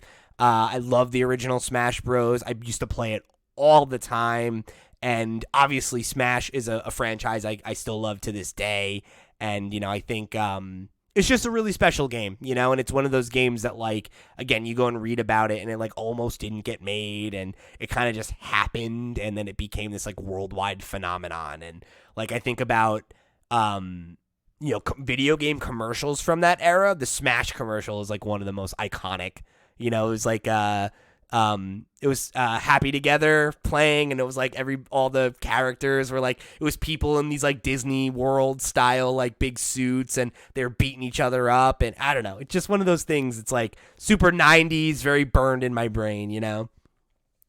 Pokemon Stadium 2, of course. Stadium 1 made my list, but I think Stadium 2, again, a really special game and one that I love quite a bit. Bomberman 64, we talked about already. Great one from me. Jet Force Gemini, another rare game. This was, I think, my favorite shooter on the N64, and it was just a game in a world that had a really unique, cool style, and very, very of its time, but very, very neat. And then my last 2 call-outs are Turok Dinosaur Hunter and WWF No Mercy. Fantastic games. Turok, I think probably the best, like, more adult-oriented game, probably the best shooter on the console, like, when you really get right down to it, like, mechanics-wise. And, like, spawned a whole franchise. That game just got remastered not that long ago because people remember how much Turok kicked ass. It was such a memorable, exciting, fun action game, And WWF I'm surprised No Mercy. you played it. What's that? Was it not too scary for you? No, it's fine. You get to shoot the dinosaurs, No big deal. They still pop out. The weirdest like dinosaur in a video game for me is in Tomb Raider. It's just bizarre that there's dinosaurs in that game. It just happens, yeah. Yeah, it's like really strange. See, the thing with that, Sierra, you're right, but I don't mind if there's like a jump scare in a game, if it's a game that's about feeling powerful, right? Like if I have the ability to fight back, I'm not as afraid of something scary, right? Like what about when you've got 3 bullets left and they're like all coming that's at what you? I don't Do you like. That? That's what I don't like, and that isn't Turok. Turok was very like, oh yeah, whatever, put in cheats, There's a get a machine gun. chainsaw, like who cares? Like, I don't mind if Yeah, it's you can't scary see if it's an through that action game. thick fog though, can you? No. You'd have no idea what's coming at you because the draw Just distance comes was running about out like of nowhere 2 and just chomps centimeters. you. Yeah, and then like I said, WWF No Mercy is like, I think of if you made a short list of the best wrestling games of all time, it would be probably number 1 for most people. And this was when sports games were still like arcadey and fun and not like trying to be Sims, which is like just not, it's inaccessible, it's impenetrable. Like trying to get into a wrestling game now feels so like, what am I doing? Like, I have to learn all these combos and all this crazy bullshit. And, like, it was fun to be able to just jump into those games as somebody that was, like, not really a wrestling fan, but I had lots of friends that were. And it was like, oh, it's just a fun game, you know? And you can make a custom character and just mix it up, you know? Yeah, they were good. I used to love the WWF and WWE games. They were really fun. The one on the Xbox was my favorite. Me and my brother played that a lot. I'm surprised NBA Jam didn't make your tier list, but I guess you weren't a basketball fan back then. No, and the basketball games I played were on PlayStation. Okay. All right. Sierra, you want to go through yours? Yeah. So, my honorable mentions are Hey You Pikachu. Was really close to putting this in the top 5. And the reason why I didn't was because did it 100% spark joy? No, the mic didn't always work. That game was so bad. I loved it. I loved it, but it was like, Pikachu, just why don't you listen to me? I was constantly just yelling into this thing, like, please do what I want. But nothing broke through to Pikachu. Pikachu, the carbon monoxide alarm is going off. Can you hear me? Like, if that, you could not save that rat's life if you wanted to. But yeah. So yeah, that one, Donkey Kong 64. We had it in the house. I didn't play it a lot. And when I did not get very far, but I loved it, and I loved the music. Mm-hmm. It's iconic music. DK Mario Kart. Rap, come on. Exactly. Exactly. And then Mario Kart 64 and Smash. Those are 2 games that were introduced to me by other people. So like, I remember like the first time I was introduced to Smash, it was like my mom's aunt and uncle's nephew. I don't know what that makes him to me, but he was like this cool older kid who was like 10 or 11. He was like, I just got this new game, Smash. You guys want to play? And I button mashed my way through the entire match, every single one. And I continued to do that for 20 years. And now you're actually good. Yeah, right. Oh, how the turntables. And then Mario Kart, yeah. Like, I played it with other people. Maybe we even owned it, but I never remembered being crazy about it. I just look back now and I appreciate what it was. And had some good tracks that I now remember, but didn't. I have no recollection of back then. The thing you said about Smash unlocked a memory for me. That, like, I remember being at like a friend's family party, and like their cousin had brought an N64, and we were playing Smash for like hours. And their parents were like, all right, guys, it's time to go. Like, finish up your last game. And we're like, okay, cool, we'll finish up. And it was like a sweaty fight. Like, it was me and one other kid left, and we're going at it. And it's like, who's going to win? Who's going to win? And his dad comes and unplugs it and was like, we got to go. And I was like, bro, you told us we could finish the game. Like, if you would have we could have ended it earlier. And I was like very salty. I was like, that was not cool, man. That was not a cool thing for you to do. All right, we were in it. This was a moment we were having. And I still remember it. I don't even remember those kids' names, but I remember the slight. You know, it's like, come on. A traumatic moment for It you was. that will live in infamy. It's like, damn, dude, the disrespect.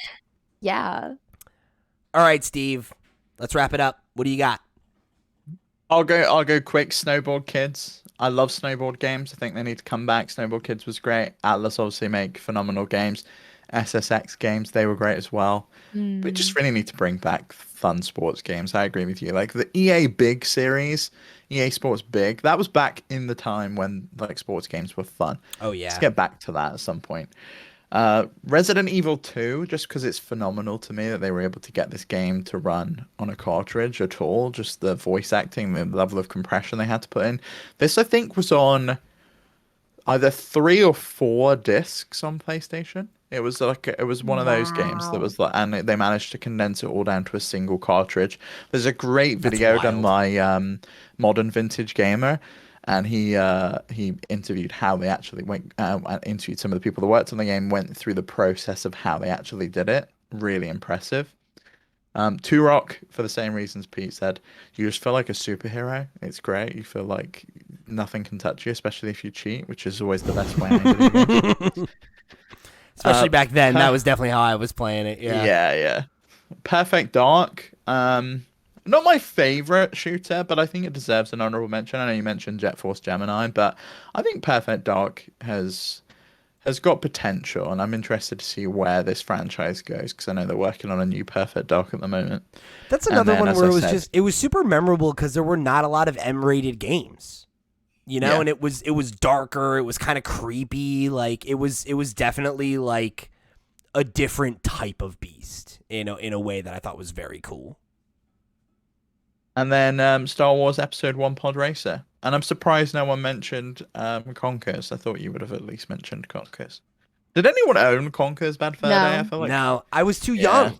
You know, like my experience with that game is me like booting it up as a teenager to be like, oh, like I've never played this. Like, let me play it on an emulator. And I was like, oh, that's kind of cool. And like that's, was kind of like where I landed with it, Right. All right, so I'm currently tallying everything. It's going to take me a second here. So I need you guys to kill some time for me, okay? Tread some water while I do this. All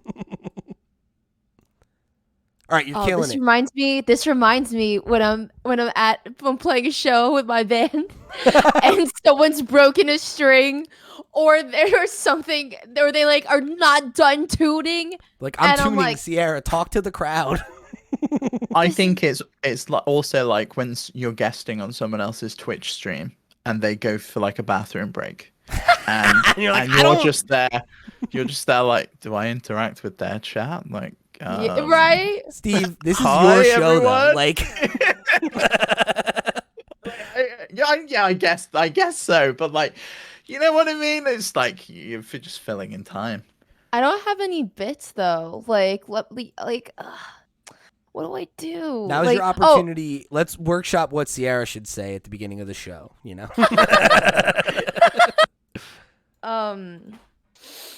A real emo only consists of emotional DC hardcore. The emo copy box full. I'm down for that to be your intros. Every time you just say something really pretentious about emo music, I feel like that could work. That could be your thing. Hilarious. or just like lines from Shrek or something. Just like say a different line from Shrek. Yeah, I need a different movie to start learning. Have you read all the entirety of B-Movie yet? Has that happened? Not yet. We get 5 minutes deep and then it's done. But no one has ever requested for me to start from a different point in the script. So I always just start off rip, according to all known laws of aviation. How much do you know? Have you memorized any of it? According to all known laws of aviation, there's no way a bee should be able to fly. Its little wings are too small to get its fat little body off the ground. The bee, of course, flies anyway. P, feel free to tell me when to stop. I made a it was like a bot for this like obscure social media network back in the day called Peach, and people used to troll it with the B-Movie script. Because I didn't put any character limit on it. On the code. Oh no. And so they would paste the entirety of the B-Movie thing. So you'd be scrolling through and the whole fucking script would be there. And all the time I would have to go into like the database and delete the folders. Oh my god, Chewy's back!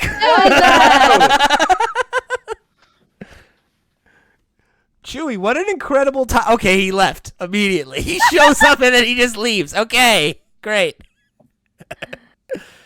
Well, wait. So then, like, what would you have to do, Steve? You just have to delete the script lines? So I deleted the messages that had the script, and then I eventually put like a character limit on there. I probably should have just checked to see if it was the B-Movie script. Like, is this the B-Movie script? Because that's all people ever used to put in. That should be a website? Is this the bmoviescript.com? If B-Movie script, then. Erase. Back. Well, welcome back, Chewy. We are currently compiling the list. We are just about to finish up here. So you showed up just in time. You don't know any of the reason behind anyone's picks, but you can help us deliberate on the final rankings here. I'm ready, and we can do a sync at the end too. So because I'm recording my audio as a new file. Okay, no problem. All right, I do so this a lot, too much. we currently have 16 items on our top 10 list. So we're gonna have to go through these and narrow them down a little bit. Some are getting knocked out, and I'm sorry, Mickey is probably not going to make the list, Sierra. Probably Oh, I don't not. give a shit. That's fine. All right, hold on. So we got that. We got that. We're just about done here. Okay. So then Star Fox. Damn, Disney like tried putting out video games, and then Kingdom Hearts happened. They're like, oh, well, you got it. Well, you just got it for us then. They had a whole period where they're Yeah. like, what if we do video games? And they're like, I don't know, it's like a lot of work. They've Forget had it. so many periods. They had Disney Interactive. Then they're like, Right. nah, we're kind of done with this. They closed that down. Then they're like, shit, we should probably do this again. They did Epic Mickey. Then they're like, well, this was expensive. And then I guess Kingdom Hearts came along. They're like, well, yeah, you can just do it for us for a while.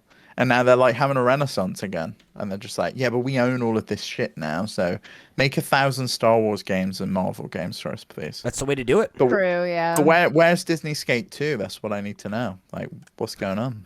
All right, gang. So we're ready. We're ready here. Okay. So I've got it pulled up. Our list as it stands is 17. So right now it goes, and this is reverse order, but we have to still go through and decide. Mickey Speedway USA with 2 points. Turok with 2 points. Paper Mario with 3 points. Pokemon Puzzle League with 3 points. Star Fox 64 with 3 points. Mario Party 3 with 4 points. Bomberman 64 with 4 points. Pokemon Stadium 2 with 4 points. Mario Kart 64, 4 points. Banjo-Kazooie, 5 points. Pokemon Stadium, 7 points. Mario Party 2, 6 points. Diddy Kong Racing, 6 points. GoldenEye, 6 points. Legend of Zelda Ocarina of Time, 8 points. Pokemon Snap, 9 points. And Super Mario 64, 9 points. I think we know the top 5 here. I think Mario Party gets bumped up because I pretty much gave it an honorable mention, Mario Party 2. So Okay. I think that becomes number 5. So that gets a 7. Yeah. Well, does it, though? That's the question. Because we got, That we becomes got number 4 then. Yeah. we can Fine move with to some that. stuff Is around Pokemon here. Stadium on 7? Is So let's that correct? start with 'Cause that this. should All be right, I'm higher up gonna then. just indent us here. We're gonna start Yeah, a new where are fresh these list. points? Let me look at this math. I still can't see either. Oh, you still can't see the list? I No. added it. Oh my gosh. Let me All right. refresh. Maybe Here, you know that's what? it. I'll just put these in the regular show notes and you can follow along, okay? All right, hold on. Let me switch the screen back. Okay. And I'm sorry, Chewy, you can't Alright. check the There math. it There's no is. time for that. We will not be recounting. That's fine. So we're just deciding the top 5? Well, we can go as high as we want. If we want to make it a top 15, we can. But we got to Top rank 'em. 5. Top 5. I think so if we want to do Pokemon top 5, Stadium we can do top 10. Pokemon Stadium needs to move up then, right? If it's 7 here, that Well, should so let's be- start here. We have 2 tied at 9. Super Mario 64 and Pokemon Snap. What should be It's number Mario 1? 64. Like Mario that is the game I 64. think of when it is N64. It's like that is the game. It's Mario's face. I'm pulling it around. You know? Yeah, I'm fine with that being number 1. Okay, I agree. Mario 64, number 1. Are we comfortable with locking in Pokemon Snap at number 2? Yeah. All right. Yeah. Hell of a list. Okay, number 3, Legend of Zelda Ocarina of Time. There's no other game with 8 points, so I think it locks in at 3. hmm Okay. I mean that game's boring, so I'll be fine. Leaves the list. Fuck out of Come here. on. Shut up. You don't even believe that. Like, No, You I were don't. I loving know, it it's so until you fun, got though. stuck. It was good until I got to that fucking smug ass child in that. he had one. Ugly Yeah, that's like belly the worst thing. part of the game. And like It's fine. I'm carrying that around, and she's just like smiling at me while I'm like carrying her, and she's just got that horrible look on her face the entire time. Don't get me wrong. I hate her. Oh, you just want to slap it. Fair. That's fair. But all right. So now we've Can't got hit children, Steve. 2 games tied at 7. I was a child in the game. Mario Party 2 or Pokemon Stadium. I think Mario Party 2. I'd go Because- Mario because Party Mario and then Party Stadium. Yeah. 3, yeah, because Mario Party 3 only got 4 points from Chewy, but it's still a Mario Party game. Okay. Add those points to Mario Party 2. If we then do, it if we becomes do that, number one. if we do that, then Legend yeah, of Zelda gets it'd bumped be down. number one. Is that what you want to do? If you move the 4 points for Mario Party 3 It'd be to that, number it becomes one. the number one game. That's Dude. what Chewy's saying. He'll sacrifice Mario Party 3. Is that what you're? Mario Party 2 Is that even official, better. Chewy? Sure, yeah. Okay, Mario Party 2 jumps up My the list. Now the fucking number one God. game.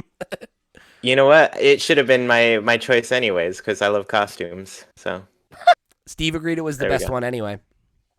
All right. Yeah, so it's got all the levels. Peter reminded me of the levels in that The game. and levels they are the great. best one. Yeah. It's great. we're playing this week. I'm in. Let's do it, Chewy. Let's do it. All right. So that gives us our number 5. Mario Party 2 at oh wait, let me switch just okay. Number 1, Mario Party 2, number 2, Super Mario 64, number 3, Pokemon Snap, number 4, Legend of Zelda Ocarina of Time, and number 5, Pokemon Stadium. I think let's get to the 10 because we got a couple more interesting tiebreakers here, and then we'll wrap it. All right, so now we've got a 2-way tie between Diddy Kong Racing and GoldenEye. I'm going Diddy Kong. Fuck off. No, Diddy GoldenEye Kong. is way better than Diddy Kong. Diddy Kong's way better. Diddy Kong has it all. I It think has I can versus still mode. play Diddy It has Kong and battle enjoy mode. today. It and I don't has think story I can mode. GoldenEye. I don't think I could play many N64 games and enjoy them today. I think there's a way better way to play Mario Party 2, and it's in Mario Party Superstars. Mario 64 has one of the world's That's not worst what we're 3D talking about. cameras. Pokemon Snap has a better remake. Like if that's what you're judging it on, all of these games in the top No, 5 that's are not trash. what I'm GoldenEye judging it on. has It's that is some the of these games worst. are still fun to play. GoldenEye is not still fun to play. It just isn't. I don't think GoldenEye holds up as well as Diddy Kong does. I agree. played both of them. And Diddy Kong it's legitimately like still fun if you go back to it. Where are you going, Sierra? Or you can abstain, and then Steve loses. Come This is too on, much Sierra. pressure. I'm not good under pressure. Diddy I Kong haven't- has a turtle named Tip Top. Fuck, that's All right, here's what we're going to do. I Sierra, haven't played either of these. I will go Diddy Kong. Bam! Yes. All right, we're locked in. Diddy Kong Racing Uh, takes number 6. GoldenEye becomes number 7. Generously high, I think. But Love it. all right. So then 8, Banjo-Kazooie. Nice. Our next tiebreaker is a insane 4-way tie. So Well, Mario Party's somebody's points getting are gone. dropped. Mario Party's bumped, you're right. Yeah. So we've got Bomberman 64, Pokemon Stadium 2, or Mario Kart 64. We've got to pick one to bump, and then the other two become 9 and 10, right? I'd say you bump Stadium because Stadium 1 is already on the list. I don't think we Yeah, need I think Stadium and so. Stadium 2 on the list. Mm-hmm. And then I think Bomberman for me is more important than Mario Kart 64 because Especially you've since already we already got have Diddy Kong on Racing. the list. Yeah, I would say so. That's fair. Okay. So Bomberman, we're agreed on that? Even though they ruined the Mario Kart 64 tracks in Deluxe. Everything that was really great about them in the 64 versions, they changed it. Make my face a question mark on Yoshi's Valley. Come on. That's all I ask. This is I don't what- want to know who's in This first. is I don't what want to know who's in third. I just Fair want to know enough. where question marks. All right. So we've Give got... me 3 laps on Rainbow Road, not just one. All right, so we've got a couple more here. This is our number 10 now. We'll stop it there. We've got a 3-way tie between Paper Mario, Pokemon Puzzle League, and Star Fox 64. I've not Paper really played Mario. any of them, I'm but going I would Paper say Mario. Paper Mario. Paper Mario. Paper Great. Mario. Okay. Yeah. I would have went Star Fox, but it's got the votes, so Paper Mario becomes number 10. But they've made like Star Fox 64 like what, 3 times now? That's correct. it's still the Doesn't that best just one. show how good it is? And then Paper Mario didn't get remade once, you know? Yeah. Maybe there's something in that. They made a They've solid made sequel. 3 Paper Marios, and only one of them's good after this one, you know? Star Fox, they've made like 10, and they're all trying to chase how good that game was. I think it's 4 now. It's 4 Paper Marios now. Maybe they need to stop chasing and just go, you know what, let's come up with something fresh like they did with Breath of the Wild, because it got to a point where every single Zelda game was just chasing Ocarina of Time, and they became so stale. Agreed. All right, so our final list as it stands, the Flip Screen Games top 10 N64 games of all time are number 10, Paper Mario, number 9, Bomberman 64, number 8, Banjo-Kazooie, number 7, GoldenEye, number 6, Diddy Kong Racing, number 5, Pokemon Stadium, number 4, Legend of Zelda Ocarina of Time, number 3, Pokemon Snap, number 2, Super Mario 64, and coming in at number 1, the best N64 game of all time, Mario Party 2. I gotta say, that's again, solid. Great list. I feel like solid list. We've got a lot of A-tier games. We even got some weird reps in here like Bomberman. I'm into this. This is a tasteful list, and I appreciate it. I, to this day, do not understand why Bomberman is not in Smash. Inconsistent, I think. Bomberman as a franchise, there's been a lot of misses. But the hits, when they hit hard. Konami, so, like, are they going to do anything with it? And if they do, maybe a third party will make the game instead, like they're doing with Silent Hill. Super Bomberman R2 is on the way. What are you talking about? That's true. All right. Well, if you guys want to write in and let us know your favorite N64 games, guess what? It's too late. The N64 episode's over. You missed out. Sorry. But I hope you enjoyed it. The N65 is next.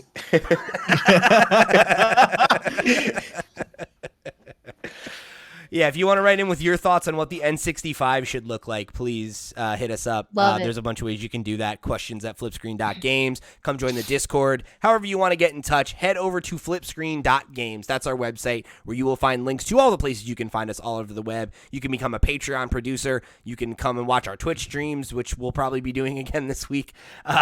Whatever you want to do, wherever you want to get us, we're there. We're making stuff for you, and we appreciate you tuning in to this week's episode of Nintendo Noise. Remember, go download Persona 5 Royal. We got our game club starting at the end of this month. Episode 1 will drop at the end of November. So make sure you go download the game on your Nintendo Switch and play up until the end of the first palace, Kamoshida's Palace. Make sure you get at least that far so that you can tune in and enjoy that conversation. All right. So for the crew, I've been Pete. She's been Sierra. He's been Steve. He's been Chewy. We'll see you next week. Oh, I forgot. I got to press the thing. Oh, wait. Should we resync at the end there? Well, is it too late? Hold on. Let me hold on. Wait, say goodbye again because they can hear you, Chewy. Goodbye.